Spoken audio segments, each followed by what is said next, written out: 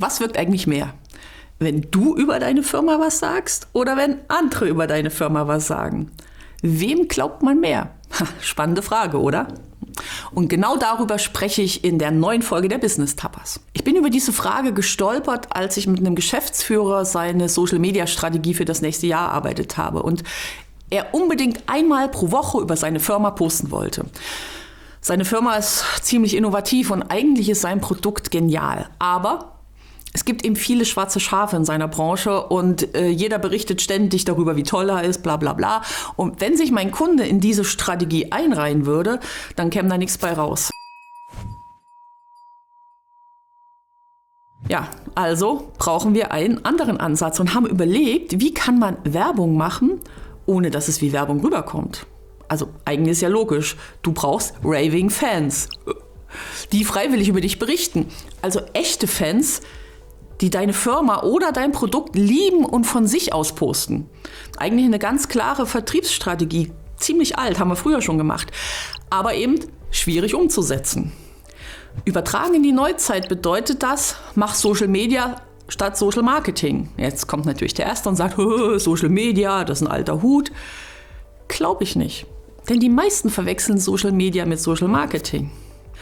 Social Marketing ist, was du selbst über deine Firma oder über dein Produkt postest. Etwas, was du bewusst und aktiv beeinflusst und veröffentlichst. Du steuerst, was der potenzielle Kunde sehen oder hören soll. Und der Kunde weiß, das hat die Firma selbst veröffentlicht und dann wird er natürlich misstrauisch. Das ist wie klassische Werbung. Wir sind die Schönsten, die Größten, die Besten. Damit kann man Umsatz machen, klar. Aber der Nachteil ist, wenn du die Werbung dann einstellst, nimmt dich keiner mehr wahr und du verkaufst auch nichts mehr. Bedeutet im Umkehrschluss, wenn du mit Posten aufhörst, lässt deine Sichtbarkeit nach und du machst weniger Umsatz. Clever wäre es natürlich, wenn du auf die echte Social-Media-Strategie wechselst. Nicht du schreibst über deine Firma oder dein Produkt, sondern Kunden oder die Nutzer schreiben über dich. Wir Menschen hören gern das, was andere über dich sagen. Dem vertrauen wir mehr. Wenn mein Umfeld freiwillig über ein Produkt berichtet, dann ist das wie eine Empfehlung. Also ich probiere das dann natürlich auch aus. Und wenn es der Hersteller in der Werbung macht, dann ist es eben Werbung. Ja? Also okay, mein Punkte hat den Punkt gekauft und wir haben dann überlegt, wie wir eine echte Social-Media-Strategie entwickeln, wo seine Kunden mehr über ihn berichten. Also gar nicht so einfach, aber machbar, klar. Herausgekommen sind ein paar sehr coole Ideen. Und einige davon will ich euch kurz vorstellen.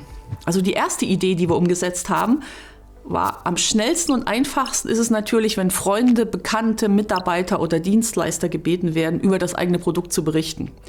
Also Mitarbeiter können kleine Stories machen, Dienstleister berichten darüber, wie gern sie mit uns arbeiten oder welchen Anteil sie an unseren Lösungen oder unseren Produkten haben. Der Vorteil ist natürlich, man kennt diese Person und man kann schnell um Hilfe bitten. Und der Nachteil sind wahrscheinlich weniger als 100, die du ansprechen kannst und von denen du dann unterstützt wirst und dementsprechend klein ist die Reichweite. Aber immerhin 100 Leute, die dein Produkt als Raving-Fan beschreiben und posten und dich bekannt machen. So, zweite Idee. Man baut spezielle Hotspots auf oder definiert Anlässe, die für Social Media perfekt sind. Im Falle meines Kunden war es die einfache Bitte an seine Kunden, immer wenn sein Produkt geliefert und installiert wurde, sollten die Kunden ein Foto vom ersten Moment der Benutzung machen und dieses Foto in den sozialen Medien teilen und ihn erwähnen bzw. verlinken. Damit bekam er Reichweite, ohne selbst was posten zu müssen. Also clever, andere machen Werbung für ihn.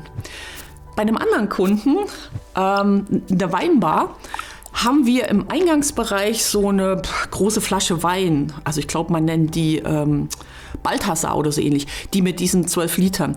Diese Riesenflasche Wein, natürlich leer, haben wir aufgebaut und haben die speziell beleuchtet. Und an die Wand dahinter haben wir Bilder von Besuchern geklebt, die sich mit dieser riesigen Flasche fotografiert haben, so nach dem Motto, die habe ich gerade getrunken. Und das haben die natürlich in den sozialen Medien gepostet. Und darunter haben wir geschrieben, Insta-Spot 1 von 3. Also jeder 3., 4. Besucher hat dann dort ein Foto gemacht, hat das gepostet und natürlich mit der Weinbar verlinkt. Kostenlose Werbung. Ja, und natürlich haben die Besucher auch nach dem Insta-Spot 2 und 3 gefragt und ihre Fotos dort auch gemacht. Und außerdem haben wir einen eigenen Hashtag für die Weinbar kreiert. Überlegt mal, was das für eine Werbung für diese Weinbar gegeben hat, ohne dass die irgendwas dafür bezahlt hat oder das selbst getan hat. Und das Gleiche gilt natürlich auch für Events. Eine andere Kundin von mir, die macht Workshops gegen Lampenfieber. Und auch da posten die Teilnehmer einmal pro Stunde ein Bild mit ihren Aha-Momenten, was sie bis dahin gelernt haben. Und machen so kostenlose Werbung für dieses Seminar. Das ist auch ziemlich clever, oder? Und noch eine Idee. Bei einem Pub haben wir eingeführt, dass die Bedienung nach Lieferung der ersten Getränkebestellung immer fragt, ob sie ein Bild von der Gruppe machen soll. Das wird natürlich immer bejaht, weil jeder möchte ja eine Erinnerung haben und sofort wird gepostet, natürlich mit Angabe des Ortes, also des Pubs und schon wieder kostenlose Werbung. Oder stell dir das Ganze mal für einen Friseur vor. Wenn der mit deinem Handy ein Vorher-Nachher-Bild macht, das würdet ihr doch auch posten. Das machen doch die meisten. Und ihr würdet das natürlich auch mit dem Salon verlinken. Das ist das, was ich mit dieser Strategie meine. Egal welches Produkt oder welche Dienstleistung du verkaufst.